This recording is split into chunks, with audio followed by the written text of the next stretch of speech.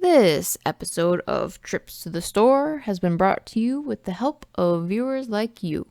Transmissions wouldn't be the show it is today if it wasn't for all of your support. Join our Patreon today at transmissionspodcast.com/support. Welcome to the Transmissions Trips to the Store, where we show off all the awesome Transformer stuff we got this week. This video is part of our regular Transmissions podcast. You can check that out at our website, transmissionspodcast.com.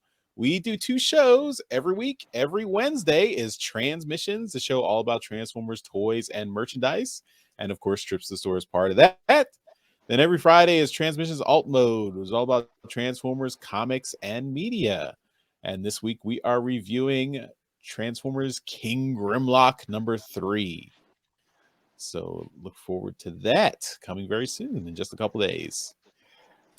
Transmissions is powered by you. So thank you to all of our listeners who support us on Patreon and PayPal, our Donatreons. You guys are awesome. If you'd like to become a Donatron, if you're not already, just go to transmissionspodcast.com/support. You can also help us out by buying some stuff from our TeePublic store. That's at transmissionspodcast.com/shop. We've got lots of cool shirts. Cool shirts. Other merchandise, masks, and other stuff. We do have different shirts. Logo on it. You can choose a different shirt. Yes, you can. But you don't even have to buy a Transmissions shirt. Anything you buy from TeePublic through our link will help out the show. So you don't even need to buy Transmission stuff. Just buy anything and use our link. Ant from TFU.info just put up some really fun designs. So go through our link and buy some stuff from him. And you'll help us both out. You'll help everyone out. Exactly. Everyone wins. It's a win-win-win. All right, let's show off the stuff we got. And I'm going to go first because I don't have a lot of stuff. So I'm going to show off my King Grim number 3. This came out a few weeks ago, but I don't think I showed it off on the podcast yet. But yeah, this is issue 3 of the miniseries. Grimlock's this Grimlock is an interesting character. He's very might makes right Grimlock in his books, and I'm surprised at how much this story the story is at least taking a lot of elements from that G1 episode Madman's Paradise. So we talked about that when we reviewed the first issue of the comic, but it's continuing that trend, and so we'll talk about that in this week's alt mode. So King Grimlock number 3, that's what I got, and this is cover A. So this is Brian Lee. That's the guy, Brian Lee's cover. All right, Jeremy, what do you got this week? I got a bunch of comics. So went to the comic store, picked up. I thought I didn't have a lot, but apparently I did. I have Transformers number 36. This is the Animal Cova cover. And this is such a fun cover. I like it so much. I got Beast Wars number 9. This is the Josh Bertram cover with Scold. Really fun new character. I got the Wreckers, Tread, and Circuits number 2. This is the Alex Milne cover. And then Shattered Glass, have number 3, cover A. Again, this is Alex Milne. And then also I have the Sarah Petra de Roche retailer incentive. So really cool. And that's all I got this week. Nice. All right, Darryl, what figures do you have to show off? Something brand new, I bet. No. Never before seen on Transmissions. It has definitely been seen because I didn't get anything new this week. So I just pulled something off the shelf right here. So accessible. And I was hoping I had batteries in it, but then I was thankful that I didn't because they wouldn't have been used for quite some time. But this is my G1 Shockwave. And he's pretty nice. Yeah, he's a pretty nice figure. I do remember having to cobble him together because because of G1 shockwave issues. But yeah, I did fix the shoulders on him. And I believe I used 3 different shockwaves to put this one together. But yeah, I did it. It works. I don't have a battery in it right now, like I said, but it does function. He still functions. How was the Noticing right- rubber on that hose? No, that's Megatron. That's Megatron still functions.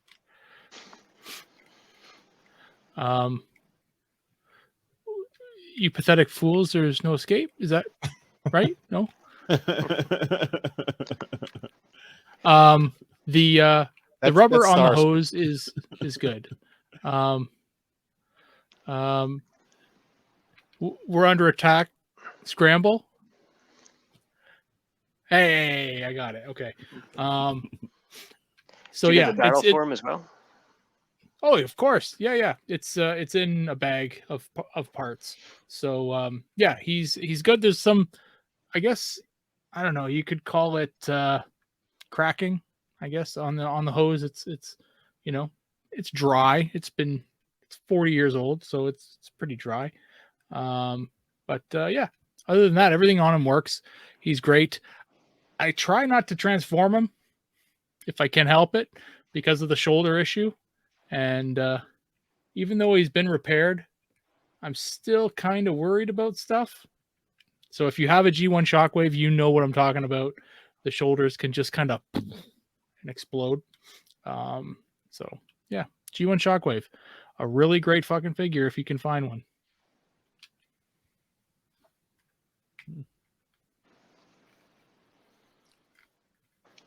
All right. Well, now we finish up with Mike, who I think has got probably a sizable post TFcon haul to show off. I do. It's going to be a bumpy ride here, so buckle up. Starting off with some comics, and these are comics that Charles graciously hung on to for me for a while before I was finally able to get them from him at Baltimore this year. So starting off with TF Nation, the Decepticons Time Terror, the little hardcover book that they had printed. Really, really fun little book to get. So cool. They're starting off with that. It was like 4 years ago. I know, right? Unicron Zero, free comic book day version. Let's try to get the glare off of there. Yep, there we go. Time traveling with Mike. I got that. Signed copy of the retailer exclusive of Unicron #1. Good stuff. The convention exclusive cover of Unicron #1. Oh my god. We are going to be here a while. A bit dated, huh? The Casey Collar sketchbook. Marvelous Mechs, so cool. The SDCC cover of the Transformers Ghostbusters #1. And last comic is Darryl's favorite, signed copy of GoBots #1.